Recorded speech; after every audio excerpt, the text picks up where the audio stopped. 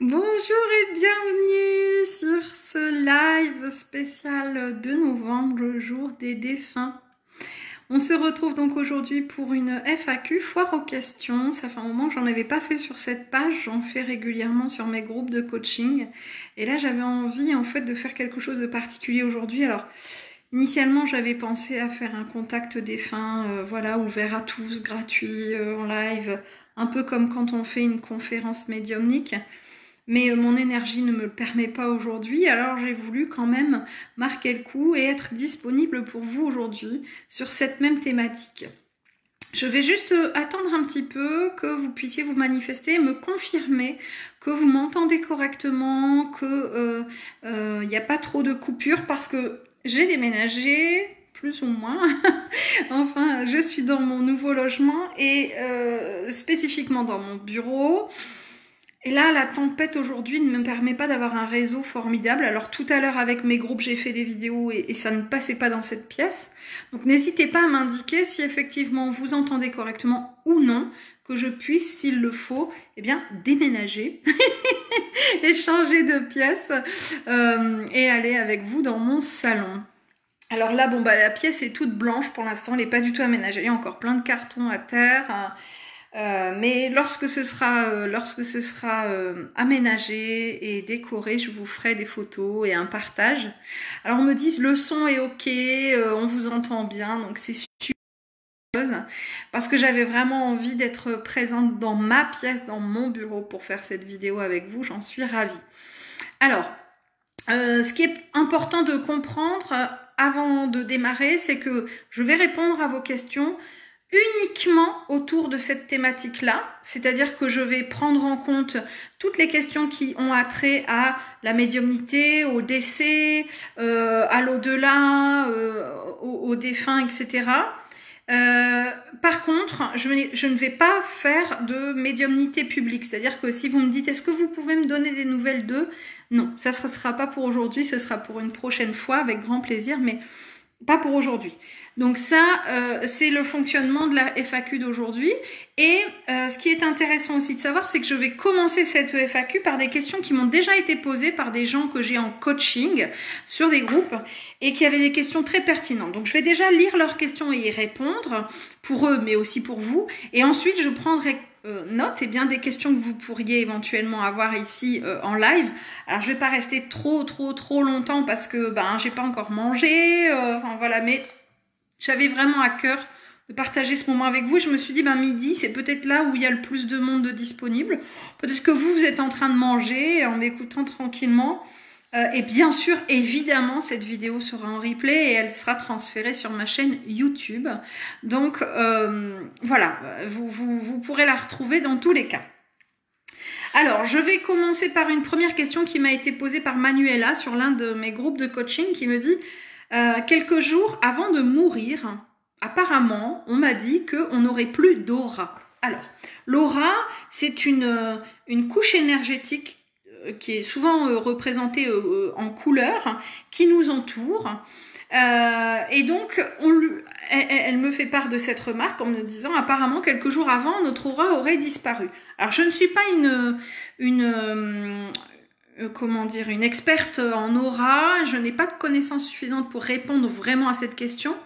Et c'est pour ça aussi que je commence par cette question, parce que je veux rappeler que même si ici je fais une FAQ, même si je vous propose des réponses, ce ne sont que des propositions de réponses. À aucun moment, je ne me permettrai de dire que je sais, que je suis sûre, que je suis certaine. C'est mon regard de professionnel et d'être incarné ici et maintenant, à un instant donné, avec une expérience particulière.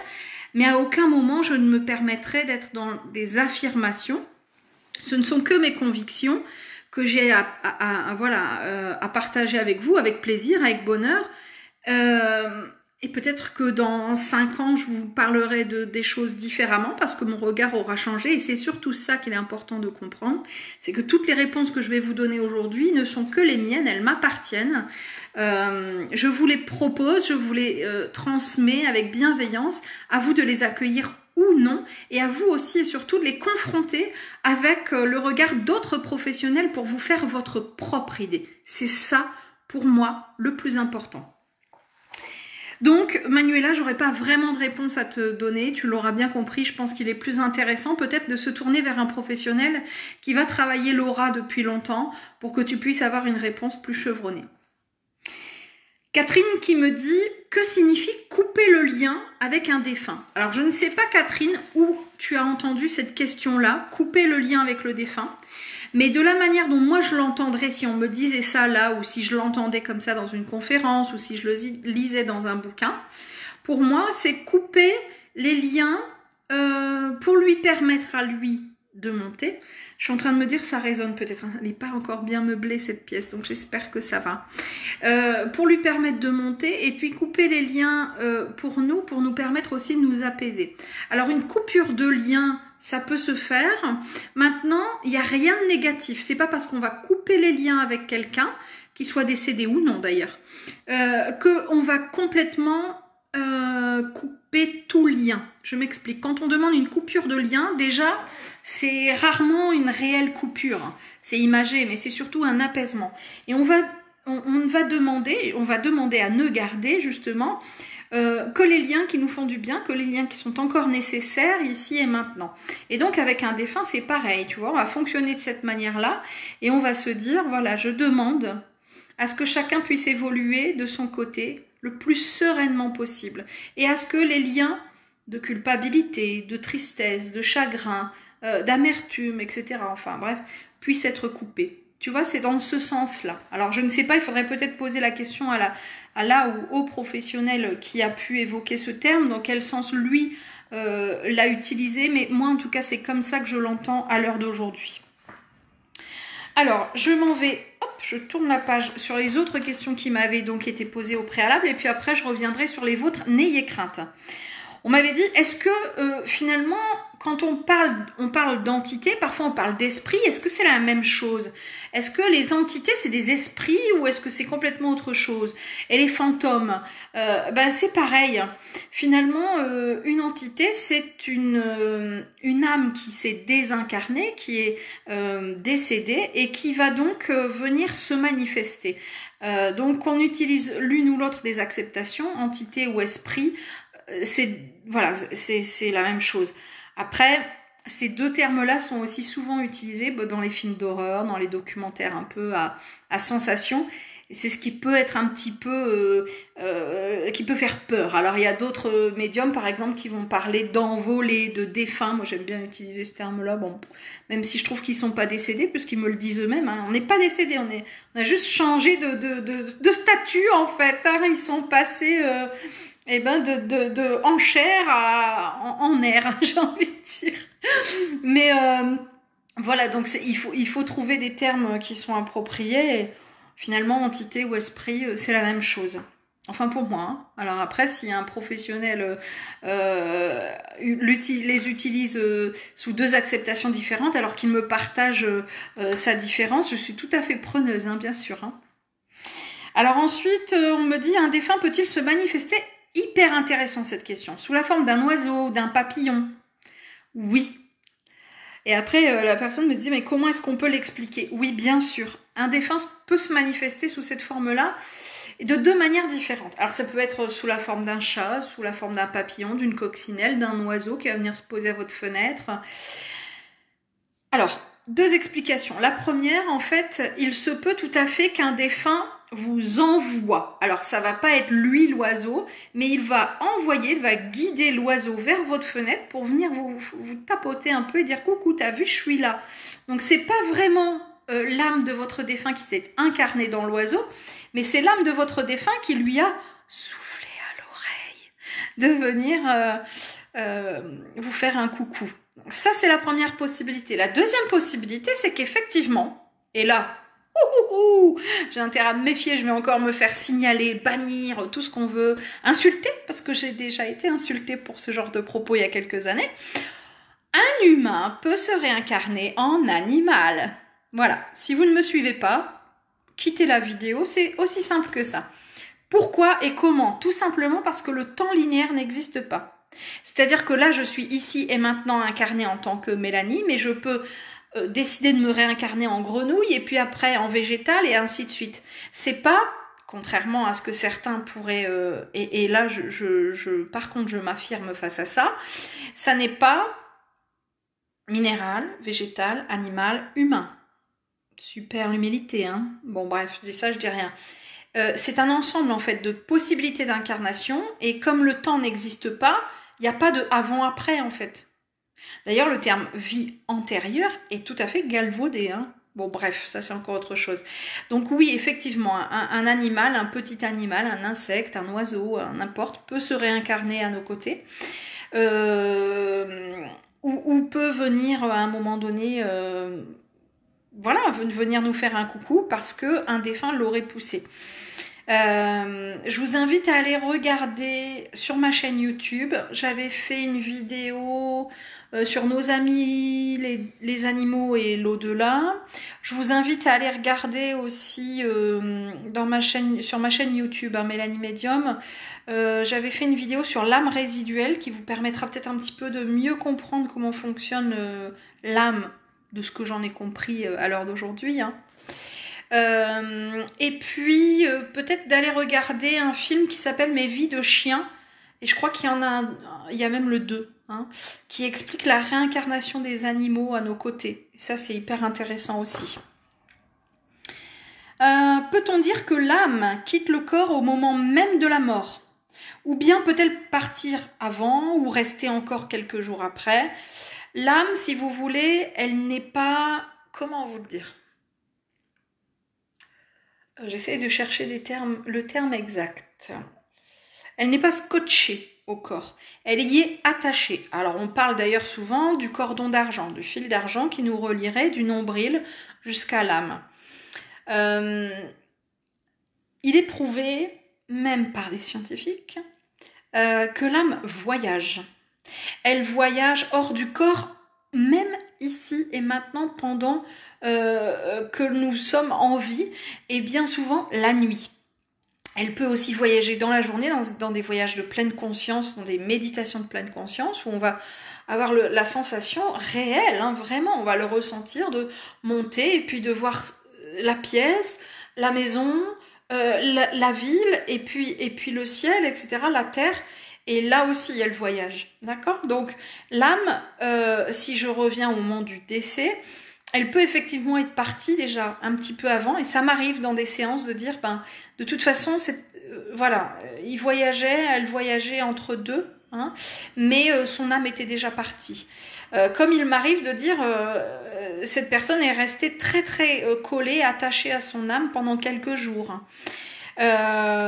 Ça varie en fait, c'est tout à fait variable d'un décès à un autre. Ça dépend de ce que le défunt a encore à vivre, ça dépend de comment il le vit. C'est aussi très très typique des personnes qui sont dans le coma. Il y a des gens qui sont dans le coma et qui sont en fait de l'autre côté. C'est pour ça qu'ils reviennent pas. Attendez, allez écouter Nicole Dron. Pour moi, c'est une prêtresse cette femme. Vraiment, je vais mettre en œuvre cette année à venir tout pour pouvoir la rencontrer et pouvoir faire d'autres belles rencontres. J'ai rencontré le docteur Jean-Jacques Charbonnier, j'aimerais rencontrer Gwen Clapp en fin d'année. J'ai à cœur vraiment de pouvoir rencontrer ce que moi j'appelle mes idoles. Voilà. Alors je sais que pour certains, moi je suis l'idole de certaines personnes, on me le dit. Alors voilà, ça me fait rire, ça me fait sourire et pourtant moi c'est pareil quoi. J'ai des gens comme ça Et Nicole Dron, eh bien elle a vécu une NDE. C'est-à-dire qu'elle est décédée quelques secondes et puis on l'a réanimée. Et elle dit ça, on est tellement bien de l'autre côté. J'avais pas envie de revenir, moi. Elle le dit ça dans ses conférences, dans ses vidéos. Et c'est drôle et c'est émouvant à la fois. Et elle nous montre que c'est très beau de l'autre côté. C'est tellement beau, c'est tellement rempli d'amour qu'on n'a pas forcément envie de revenir se réincarner sur Terre avec tout ce que ça peut impliquer comme difficulté notamment. Et bien sûr, voilà, elle est revenue pour notre plus grand bonheur, notre plus grand plaisir, mais surtout pour notre plus grande évolution, parce qu'elle nous partage tout ça. Et effectivement, elle va venir nous raconter là aussi que quand... Alors bon, elle n'a pas été dans le coma, hein, elle a vécu vraiment quelques secondes de décès, puis elle est revenue, c'est encore différent, mais comme on est bien de l'autre côté, c'est pour ça qu'il y a des gens qui restent très longtemps dans le coma. Alors j'ai cru entendre parler de Michael Schumacher qui était sorti du coma là. Ça serait intéressant que je m'y penche parce que j'ai déjà eu plusieurs contacts avec lui pendant qu'il était dans le coma. Voilà, j'en parle très très rarement des gens connus qui me contactent parce que volontairement je ne veux pas faire de pub sur ça, c'est pas mon trip, mais là voilà, il paraît que c'est d'actualité donc et ça c'est intéressant parce que ça montre aussi très bien cette âme qui est hop partie de l'autre côté, et comme le temps n'existe pas, je vous invite à regarder le film Interstellar si vous voulez comprendre la notion de temps. Qui est donc un outil terrestre, mais qui, dans l'absolu et dans la réalité, j'ai envie de dire céleste, n'existe pas réellement, ou pas comme on l'entend, pas de manière linéaire. Et donc, ce film Interstellar est très très intéressant à ce sujet. Et donc, on peut être dans le coma de l'autre côté des années, alors qu'en fait, ça nous aurait semblé 10 minutes.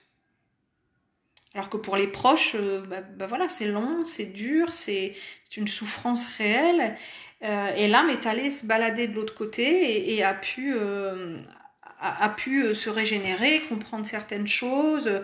Et puis bon, parfois les gens vont revenir de leur coma et aucun souvenir. Hein. Ça arrive quand même assez souvent. Mais ça n'empêche que. Donc pour répondre à cette question, est-ce que l'âme quitte le corps exactement au moment du décès? Non, pas forcément.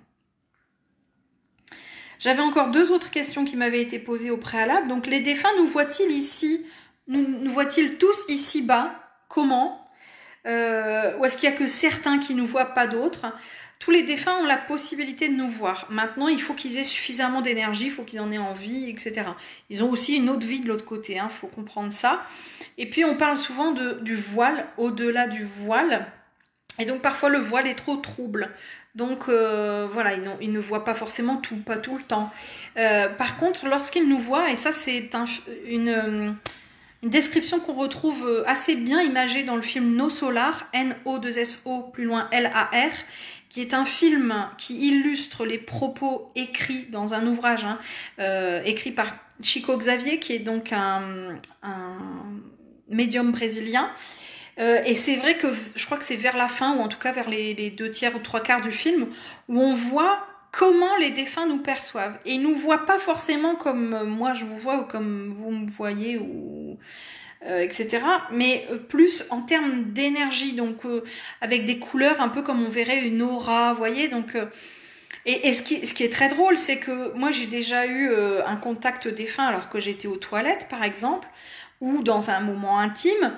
Et je me suis trouvée très très gênée, mais il faut comprendre que ils s'en fichent. Eux ne nous voient pas comme ça. Donc eux, tout ce qu'ils voient, c'est notre... Alors, je vais être très claire, vous voyez, je suis désolée de donner ce genre de détails, mais c'est rigolo et à la fois c'est la réalité. Je veux dire, quand ça m'arrive et que je suis aux toilettes ou que je suis dans un moment intime, c'est parce que je suis dans le lâcher-prise. Et donc c'est à ces moments-là aussi que les défunts peuvent intervenir, entre guillemets, n'importe comment, n'importe quand on s'endort aussi. Voilà, c'est des petites anecdotes, mais c'est parce qu'on m'avait posé la question en off, est-ce qu'ils peuvent nous voir dans ces moments-là? Mais oui, ils peuvent, et justement, ils peuvent même interagir parce qu'on est dans le lâcher-prise un peu, donc du coup, voilà, ils vont aussi profiter de ces moments-là, mais eux, ils ne vous voient pas sur la cuvette, ou ils ne vous voient pas, dans vos ébats.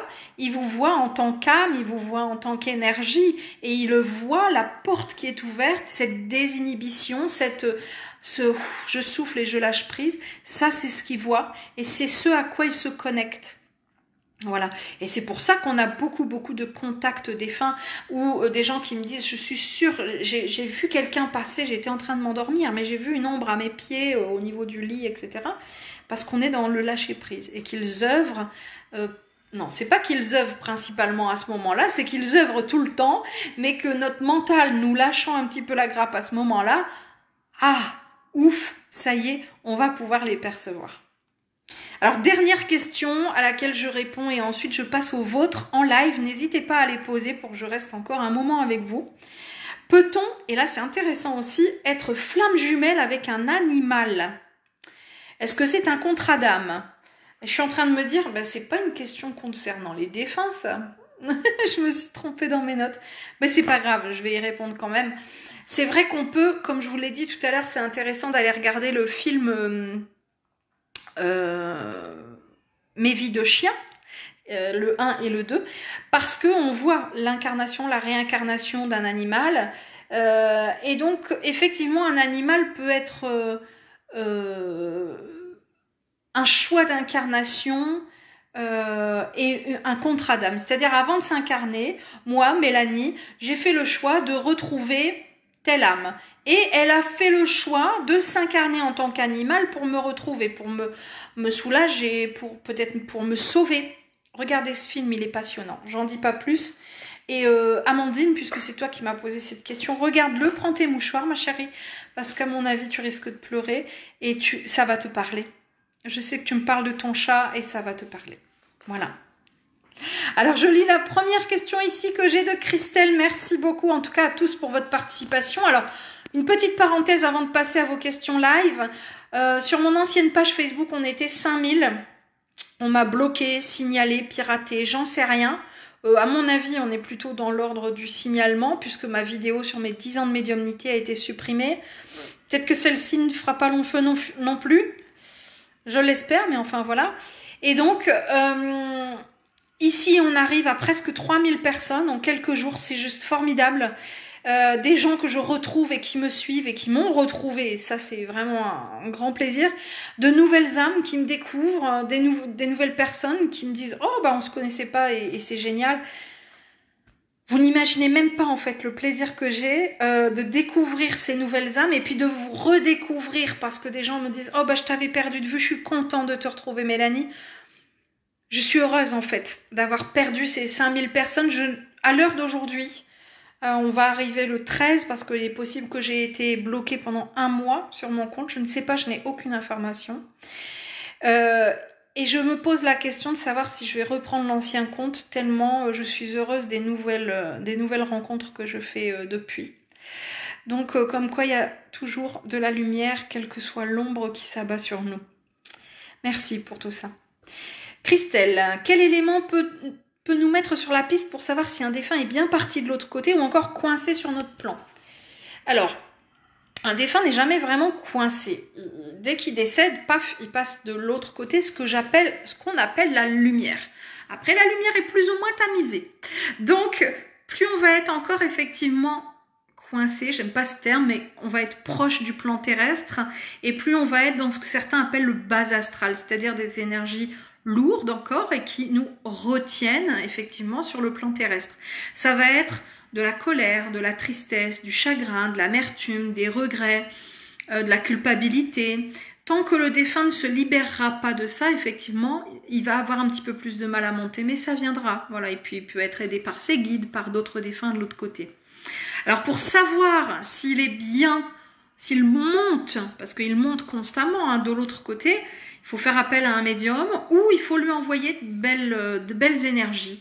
Il faut être dans le pardon, il faut être dans l'acceptation, il faut être dans l'amour, il faut, voilà, pourquoi pas prier, etc. Mais toujours être dans le positif et dans la bienveillance.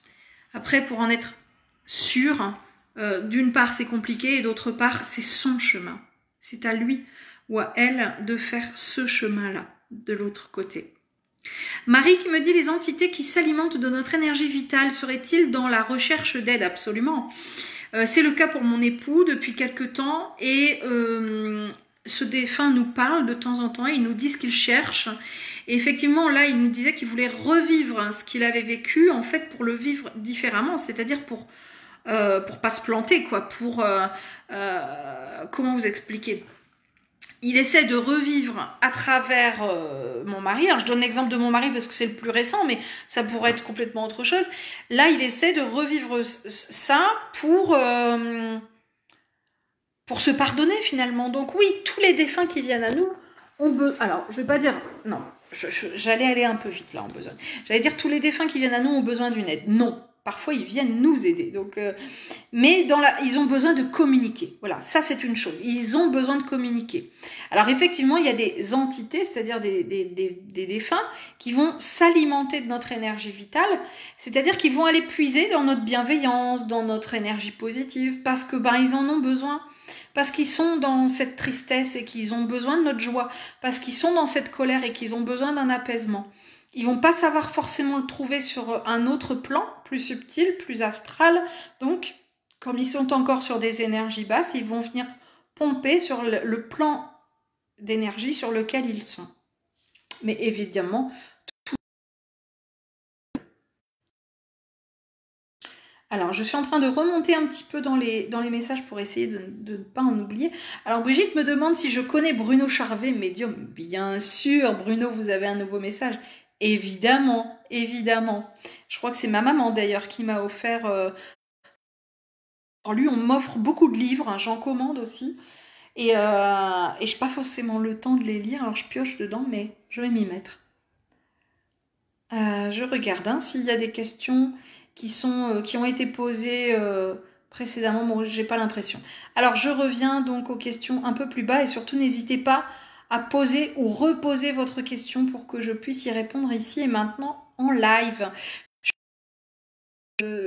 Ça fonctionne et que les énergies soient avec moi là pour ce live. Nathalie me dit, vous rayonnez, merci. Ça me touche beaucoup. Je suis dans une période qui est pourtant très compliquée pour moi. Je suis très fatiguée, je suis très triste. Mais j'ai tellement de bonheur à partager avec vous. Pourquoi s'en priver? Donc, si ça me fait rayonner, merci. Merci. Alors, Cathy... Ah, j'avais perdu la connexion. Bon, me revoilà. J'étais heureuse que ça ait fonctionné dans mon bureau, mais là, peut-être qu'effectivement, il faut que je change de pièce. Alors, je vais revenir sur les questions qui m'ont été posées. Donc, Cathy me dit, ma fille me dit qu'elle voit souvent des ombres noires le soir dans sa chambre, qu'elle a souvent peur. Est-ce que ces ombres sont néfastes ou pas? Non. Alors, et puis en plus, la couleur noire, d'autant que ce sont des ombres, on est bien d'accord. Donc, c'est pas forcément négatif, c'est juste une présence. Après, je peux comprendre que ça fasse peur, hein, je ne reviens pas sur ça. Je sais pas quel âge a votre fille, Cathy, mais par contre, j'ai fait une vidéo qui s'appelle Séraphin et les enfants médiums, qui donne plein de conseils pour les parents d'enfants médiums et de grands enfants aussi, parce que j'y parle de ma fille, bon, maintenant elle est adulte, mais qui était ado à l'époque. Et donc j'essaie de donner plein de conseils et d'explications. Elle dure plus d'1 heure cette vidéo.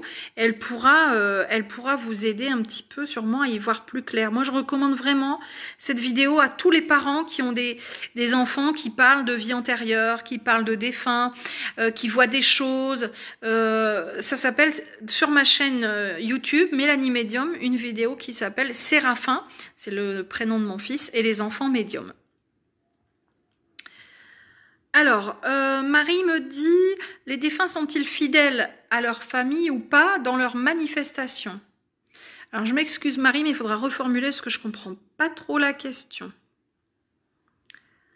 Alors, Freddy qui me dit, durant une séance de médiumnité, on m'a dit que ma mère s'est réincarnée très vite et que de ce fait, elle ne donnerait pas de message. Penses-tu qu'un défunt puisse se réincarner très vite en laissant toute sa famille? Alors, un défunt peut se réincarner très vite, il peut même se désincarner, se réincarner dans l'instant. Cependant, et là je t'invite à aller regarder, alors vous allez dire je vous renvoie régulièrement sur ma chaîne YouTube, mais parce que j'ai déjà fait pas mal de vidéos thématiques, sur une vidéo de ma chaîne YouTube, Mélanie Médium, qui s'intitule « L'âme résiduelle, peut-on communiquer avec un défunt réincarné ?» Alors je vais quand même spoiler, je me mets comme ça parce que je me dis en fait... avec la luminosité, c'est peut-être pas terrible. Je vais spoiler un peu, mais oui, on peut tout à fait communiquer avec quelqu'un qui s'est réincarné. Après, ça dépend de l'énergie, ça dépend, bon voilà. Bon, peut-être que cette médium n'avait pas communication ce jour-là, ça peut arriver aussi, mais la réincarnation n'a pas d'incidence sur ça. Voilà. Alors, Brigitte me fait quand même une remarque face au film No Solar qui dit le début est quand même effrayant. Je suis d'accord et c'est quelque chose qui m'a gênée. J'ai voulu le regarder en entier et après j'ai été submergée par des émotions, parce que combien de fois j'ai dit mais punaise, mais moi aussi j'ai vu ça, mais c'est exactement ce qu'il me montre. Alors c'est génial parce que voilà, en plus j'étais dans les débuts de ma médiumnité, je trouvais ça formidable, mais effectivement le tout début a été scénarisé et je le trouve un peu noir, c'est le cas de le dire. Maintenant bon voilà, c'est un petit peu dommage, je trouve que effectivement ça fait un petit peu peur. Alors Christelle me dit, je consulte un magnétiseur, il m'explique beaucoup de choses. Je lui ai demandé pourquoi j'avais une vie de chien. Il m'a répondu que c'était moi qui avais choisi ce chemin quand je suis revenue sur Terre pour marquer des points et avancer. Oui, je suis à peu près d'accord. Je ne vois pas le but d'avancer dans un don si nous n'avons pas de récompense, enfin de points positifs. Alors, tout est positif et récompense.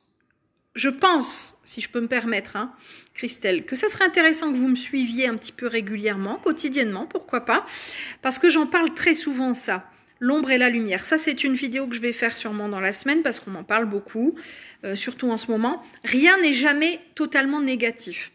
Sur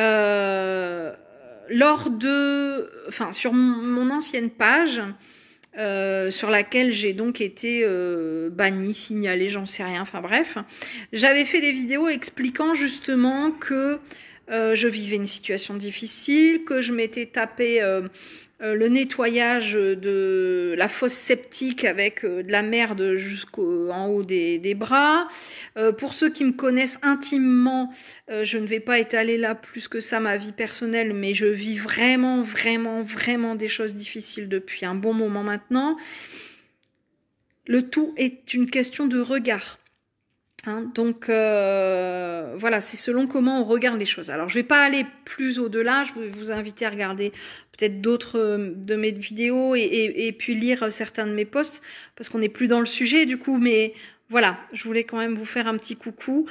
Tout est juste, c'est pas une punition que l'on vit, ce sont des expériences et après ça va dépendre du regard que l'on va avoir sur ces expériences-là effectivement. Alors, je continue. Oh, merci Armel qui me dit « J'ai trouvé votre Facebook en suggestion. Merci de vos ondes positives et merci de votre lumière. » Eh ben, merci. Ça me touche énormément. Betty me dit « Ça, c'est super car ma puce de 11 ans va la voir aussi. Et une fois au sport, une entité lui a dit « C'est bien. » Elle l'a vu. Ma puce est diabétique, du coup, elle se donne à fond. Ah, c'est génial. Eh ben franchement, Betty, regardez cette vidéo avec elle. Elle est tout à fait adaptée. Elle a 11 ans, donc, mais ne la laissez pas la regarder seule. Regardez-la avec elle pour pouvoir commenter, expliquer, reprendre. C'est une vidéo qui initialement s'adresse aux parents.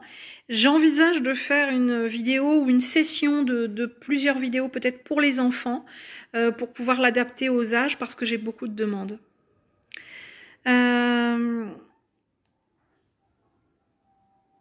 Alors, je reprends le fait, je l'avais précisé en début de séance, que je ne fais pas de médiumnité là tout de suite, mais je ferai une autre vidéo ultérieurement pour une médiumnité comme ça en live. Alors il faut savoir qu'aujourd'hui c'est une journée particulière, je ne devrais pas être ici. Là tout de suite je devrais être arrivée dans le 02, le département, c'est de l'Aisne je crois. Parce que cet après-midi, je devais animer un atelier en lithothérapie. Et puis, ce soir, je devais mener une conférence ainsi que une médiumnité publique dans... Oui, pour... alors, c'est pas une association, mais c'est pour une commune. Et le maire m'avait déjà contacté l'année dernière. Il m'a recontacté cette année. C'était avec plaisir que je m'y rendais. Et voilà, le contexte fait que ça n'est pas possible. Mais... Donc voilà, j'essaie avec vous là aujourd'hui de faire un peu une partie de ce que j'aurais voulu partager aujourd'hui. Mais je n'ai aucune crainte, ça va bientôt revenir. On m'avait parlé de mars-avril, hein. Mes guides m'avaient dit, voilà, ça sera derrière vous. Croise les doigts. En attendant, on se repose et on se recentre. Alors, Cathy me dit, Marie a 17 ans, merci infiniment, ça va la rassurer. Oui, ma fille est médium aussi, et je crois qu'à l'époque où j'ai enregistré cette vidéo, elle devait avoir 15-16 ans. Donc, ça va parler, je pense. Alors, Marie me dit, les défunts se manifestent-ils à leur famille ou pas? Oui. Mais pas tous, pas tout le temps, pas forcément. Ça dépend de leur énergie, c'est tout à fait variable. Comme on peut avoir des défunts qui sont très très élevés aussi énergétiquement et qui vont se manifester à des gens qui ne sont pas de leur famille. Ça, c'est complètement variable. Mais oui, oui, ils peuvent, bien sûr. Alors Céline qui me dit, est-ce que ça signifie quelque chose de ressentir des frissons, des frissonnements, dès que l'on pense ou on parle de quelqu'un, de personnes qui sont décédées? Oui, c'est aussi leur façon de dire, ah merci de penser à moi, je pense à toi aussi et je suis là. Il faut savoir qu'ils ont le don d'ubiquité, c'est-à-dire ils savent tout, ils sont présents aussi à tout moment et en tout endroit. Et donc, dès que tu vas envoyer des belles énergies et des belles pensées à un défunt, il peut s'y connecter. Donc, tu peux le ressentir effectivement. Alors, Armel me demande si je suis joignable en privé. Vous pouvez me joindre par mail, mélaniemedium@orange.fr, ou tout simplement aller sur mon site internet. Pour l'instant, je ne propose plus de médiumnité en séance, en rendez-vous. Je vais en remettre très bientôt. N'hésitez pas à me faire part de vos demandes. D'ici voilà, novembre-décembre, on va s'y remettre tout doucement. Jenny me dit, bonjour, on m'a dit que je suis passeur d'âme. J'ai plein de manifestations dans mes rêves. Comment faire pour enlever le voile entre la peur avec les défunts? Comment as-tu fait? Alors Jenny, dommage, j'ai fait une vidéo il y a quelques jours, je ne sais pas si on se connaissait déjà ou pas, mais qui évoquait et reprenait mes 10 ans de médiumnité, où je réexpliquais mes débuts et tout, et c'était pas si simple que ça, effectivement. Bon, elle a été supprimée, mais j'en referai une très prochainement. Sinon, il y en a une qui a été faite il y a 5 ans, qui s'appelle Comment je suis devenue médium, et qui devrait bien te parler. J'en avais fait une aussi, je m'excuse, je te tutoie, pardon. Bon, voilà, c'est dans la bienveillance, hein, vous le savez. J'en ai fait une aussi qui s'appelle Mes ressentis face, je sais plus quoi. Vous allez sur ma chaîne YouTube, Mélanie Medium, et vous tapez en titre Mes ressentis face, alors je sais plus, c'est face à la médiumnité, je crois, ou face au... Je me rappelle plus, où j'explique ça, hein, mes peurs, etc. Parce que c'est pas toujours facile. Hein. Alors Armel, j'ai ressenti plusieurs fois une présence blanche à côté de mon lit alors que je dormais. Et en me réveillant, je ne vois plus rien. C'est logique, parce que quand on se réveille, hop, on réactive le mental. Jean-Jacques Charbonnier parle de la CAC et de la CIE. La CIE, c'est notre conscience intuitive extraneuronale, donc notre intuition, on va dire, voilà, tout ce qui va être de l'ordre des ressentis, des clairvoyances, etc. Et la CAC, c'est la conscience analytique, je sais plus le dernier c'est. Bref, elle, c'est celle qui va analyser et c'est notre mental, quoi. Et souvent, il prend le dessus, le vilain. Moi, je l'appelle souvent Michel. Hein. Michel, vous savez, qui fait du petit vélo. Michel, il aime bien pédaler. Souvent, c'est quand même dans la smoule, hein. Alors Marilène qui me dit, je te propose une conférence médiumnique avec toi à Lens, si possible après le déconfinement. Eh ben avec grand plaisir Marilène, tu peux me contacter par mail si tu veux bien pour pas que ça se perde là comme ça. mélaniemedium@orange.fr pour me proposer ça, ça sera avec un très grand plaisir. Alors Lens, je n'en suis pas très loin, je dois être à 1h et demie puisque je suis du 62 moi aussi. Pour les gens qui me découvrent ou qui ne savaient pas encore dans quelle région de France je me trouve, dans les Hauts-de-France, vous savez là où il pleut, où ça souffle. Bon, heureusement c'est pas tous les jours. Alors Jamila, comment sait-on si notre défunt est bien dans la lumière? Combien de temps après sa mort peut-il communiquer? Pour la première partie de la question, j'ai déjà répondu, donc je vous invite à aller, je vous invite à aller regarder le début de la vidéo, j'en parlais déjà. Et combien de temps après la mort de quelqu'un est-ce qu'on peut communiquer avec lui? Ça c'est intéressant, on me le demande souvent. C'est extrêmement variable et c'est toujours ça ma réponse, même après des années d'expérience. J'ai une défunte qui est venue à moi, il était 8h30 du matin. Elle était décédée dans la nuit. On estime entre 3h et 3h30. Je ne savais pas qu'elle était décédée. Elle n'était pas censée décéder. Enfin, ça a été vraiment une mort très brutale et incompréhensible. Et pourtant, elle est venue à moi. Et je ne l'ai appris que dans l'après-midi, son décès. C'était une dame qui avait une quarantaine ou cinquantaine d'années. Enfin, vraiment, elle n'était pas censée... voilà, elle est morte dans son sommeil. On n'a pas compris. Et du coup, je ne m'attendais pas du tout à elle, donc je pouvais même pas imaginer, j'ai même pas trop compris ce qui se passait. Donc vous voyez, quelques heures après, elle se manifestait déjà. Par contre, j'ai eu l'expérience aussi d'une famille qui m'a contactée 20 ans après le décès de, je ne sais plus qui, sa mère, sa grand-mère, enfin bref, et le contact a été difficile. Donc d'une personne à une autre, pardon, l'évolution n'est pas la même et le rythme n'est pas le même non plus. Et donc on ne peut pas dire, on peut communiquer à partir de telle ou telle date. Moi je pense personnellement, avec mes 10 ans d'expérience, qu'on peut communiquer n'importe quand, tout de suite même. Cependant, il y a une question éthique qui va venir se poser là-dedans, c'est, voilà, il faut aussi apprendre à respecter le défunt, d'une part, mais aussi à respecter le deuil du consultant. Je m'explique. Une fois, j'ai fait une séance, en fait, où on était une dizaine, une quinzaine, et une dame me dit, est-ce qu'on peut venir? Elle s'était greffée, donc, tardivement sur la séance. Bah oui.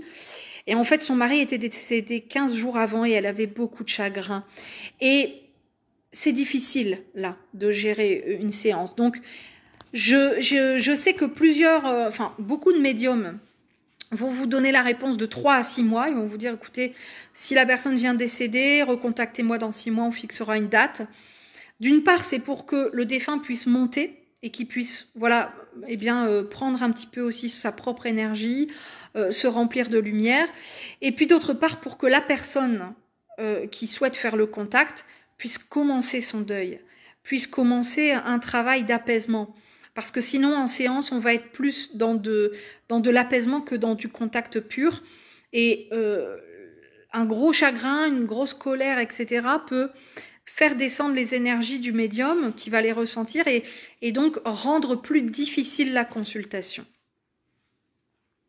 Alors, je prends encore une ou deux questions et puis après, je vous laisse pour moi pouvoir aussi aller me reposer parce que je suis en vidéo depuis ce matin, alors en off parce que c'est sur mes groupes de coaching, mais voilà, je vais avoir besoin moi aussi d'une petite pause. Alors, on me dit ici, j'ai vécu une EMI et ce fut comme le début de No Solar. Je précise que je n'avais encore pas vu le film et jamais entendu parler, j'ai trouvé une synchronicité troublante. Alors, merci, mais vraiment merci pour ce partage parce qu'effectivement souvent on parle des NDE comme quelque chose de magnifique mais on peut effectivement en faire une et se retrouver perdu, se retrouver dans le noir, se retrouver face à soi-même avec des vibrations plus basses, face à ses émotions lourdes, la tristesse, la culpabilité, le regret, la colère. Et on va devoir transcender tout ça et on va revenir avec peut-être effectivement des souvenirs qui sont pas forcément très joyeux. Et on en parle un peu moins de ce genre de MI parce que c'est quand même aussi, il faut l'avouer, moins fréquent, mais il faut savoir qu'effectivement ça existe. Oui. Alors, je regarde s'il y a encore une question. Brigitte, c'est pas une question, mais c'est une intervention et je la trouve judicieuse, qui reparle du film No Solar et qui disait le médium, donc Chico Xavier, était catholique. Je me demande jusqu'à quel point sa vision a pu être influencée par ça. J'ai adoré, malgré tout. J'ai quand même été gênée aussi par ce début. Je suis d'accord. Nos convictions personnelles, notre religion, je suis en train d'avoir un flash là, un déclic. Merci Brigitte. Peuvent effectivement, notre expérience, nos valeurs peuvent influencer, ne serait-ce que de manière minime, ce que l'on va avoir à transmettre. Je suis en train de me dire, c'est peut-être pour ça que j'ai été élevée de manière athée. Mais vraiment athée. Bon, quand même peut-être presque anti-catholique. Hein. Non, pas presque. Ma mère était complètement anti-catholique. Mon père athée, mais alors ma mère anti-catholique. Et peut-être que c'était pour ça, en fait. Peut-être pour me laisser le choix aussi d'avancer sur mon propre chemin. À un moment donné, j'allais à l'âge adulte plus vers des tendances bouddhistes. Bon, bien que le bouddhisme ne soit pas une religion. Mais... oui, c'est possible, c'est très intéressant. Je rejoins et je rebondis je fais une petite parenthèse sur cette thématique parce que Dorine Virtue, elle a été influencée par ça. Elle a été à un moment donné, alors je crois, hein, catholique. Elle a rédigé de très nombreux ouvrages, de très très beaux oracles aussi. Et puis il y a quelques années, elle est tombée dans une secte qui lui a fait renier toute son œuvre en disant que c'était l'œuvre du diable. Et j'en souris en le disant parce que c'est tellement merveilleux tout ce qu'elle a partagé que ça me rend triste pour elle. Et en même temps, voilà, c'est qu'elle a fait ce choix d'incarner et la lumière et l'ombre. Je vais m'arrêter là justement parce que je trouve que c'est une belle conclusion. L'ombre n'existant pas sans la lumière et inversement. Je vous ferai très probablement cette semaine une vidéo sur cette thématique, ombre et lumière, parce qu'on en parle beaucoup en ce moment, parce que c'est une thématique qui est très récurrente et qui me tient à cœur. En attendant, je suis vraiment ravie d'avoir partagé ce moment avec vous, d'avoir pu, voilà, eh bien, si ce n'est vous faire une médiumnité ou vous partager un contact défunt, mais en tout cas, répondre à quelques-unes de vos questions et franchement, voilà, c'est très riche en fait, voilà, autant pour vous que pour moi, je l'espère en tout cas pour vous. Merci beaucoup de m'avoir suivi, de m'avoir soutenu, on était plus de 100 dans cette vidéo en live, c'est un très grand bonheur pour moi et un très grand honneur. Merci de m'aider à continuer, merci de me donner la force d'avoir envie encore tous les jours de remonter la pente et de me dire, bon voilà, quoi que je puisse vivre au niveau professionnel comme au niveau personnel, eh bien il y a des gens qui comptent sur moi, il y a des gens qui m'attendent, il y a des gens qui me cherchent, et il y a des gens qui m'ont retrouvé, il y a des gens qui comptent sur moi, qui me soutiennent aussi. Et ça, c'est un merveilleux cadeau. J'ai une pensée aussi toute particulière aujourd'hui pour mes propres défunts, auxquels j'envoie beaucoup d'amour, et pour ma grand-mère, que j'embrasse très fort. Je sais qu'elle verra pas ma vidéo, mais qu'on lui dira, parce que c'est son anniversaire aujourd'hui. J'ai une très très belle pensée pour elle. Merci donc à vous tous. Merci aux défunts qui étaient très probablement présents autour de nous.